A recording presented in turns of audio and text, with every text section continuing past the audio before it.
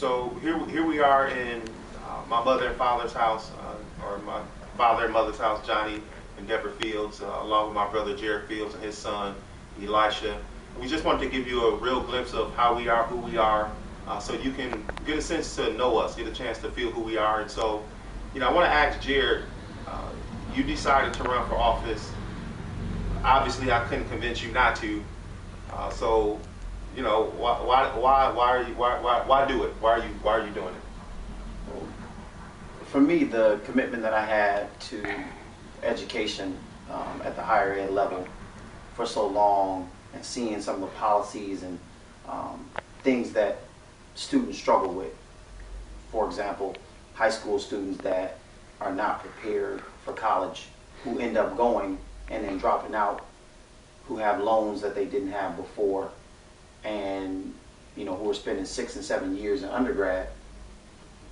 Even if they do graduate, with 6 and 7 years of loans and not being able to get the jobs. And so one of the things that I learned is that there's a lot that we can do at the elementary level, high school level, to prepare students to begin to think about what college success actually means. And so knowing that, what I felt like I wanted to do was bring that commitment that I've had to education and the passion that I've had in doing that to policy. So I want to affect policies that will allow not only just students, but also empower educators to begin to rethink what academic success and educational success is.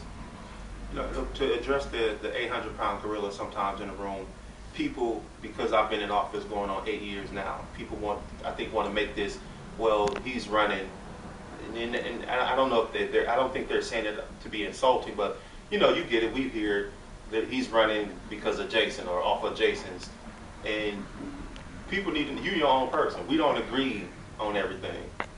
So how do you, what would you say to that when you hear that? I think honestly people would be surprised to find out that you were probably one of the last people that found out when I was running. Yeah, I know now. And before that we didn't really have many conversations about what it's like.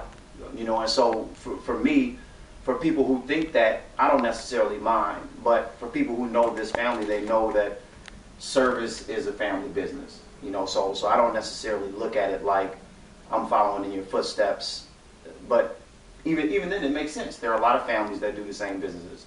Sometimes one brother's a lawyer, the other brother's a lawyer, and I think that has more to do with how you grow up and the values that you have than it actually does one brother wanting to be like another brother. And I don't think we ever saw that you would run for office. I didn't either. I don't think we always thought that you would be doing the academia thing. We always thought that was the path you'd always be on. So it was a surprise for us that you would, and especially because based on helping out with the campaign for county exec with Tyrone and then helping out with Jason, what all that involved and stuff. So it definitely was kind of, I won't say it was a shock, but it was a surprise that you would choose to go in that direction, especially after all the years you spent getting the degrees and going to colleges and all the stuff that you were doing. And it's kind of a shift, but at the same time it makes some sense to make sense. And my thing was that, always told you, be sure about what you want to do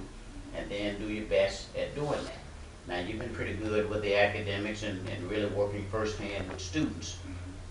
What makes you think you can be more effective in the legislature than doing the work that you've been doing? And that's a good question. I think one of the reasons that I say I feel confident in doing that is because at this level, there are times when something is about an issue or an injustice or something like that people can agree on. I think one of the things that I come to the table with is not being jaded about what is Democratic, what is Republican. I'm not coming from a background where I've had an elected office before. So I think that understanding from the educational standpoint, what issues do Republicans have with that? What issues do Democrats have with that? And beginning to see that there are some similarities that we can begin to talk to. Whether you're a Democrat or Republican, getting kids to graduate from high school and on to college is a Wisconsin issue. There are unemployed folks who are Democrats, there are unemployed folks who are Republicans. And so my thinking is, well, if we can begin to agree on all students need to be successful and argue about the money later and just begin to think about what practices does it take to say this many kids can graduate from high school successfully, this many kids can graduate from college successfully, and how do we begin to implement legislation that allows them to do that? Okay, cut.